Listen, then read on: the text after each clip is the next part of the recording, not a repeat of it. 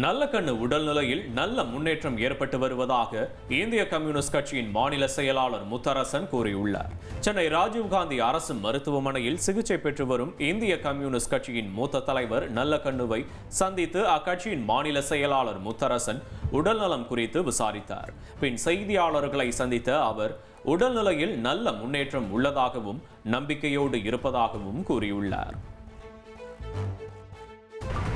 மருத்துவர்கள், குறிப்பாக மருத்துவக் கல்லூரியினுடைய முதல்வர் தலைமையிலான மருத்துவர்கள் தீவிரமான சிகிச்சை அளித்து வருகின்றார்கள். படிப்படியான நல்ல முன்னேற்றம் வருகிறது. நம்பிக்கையோடு இருக்கிறோம்.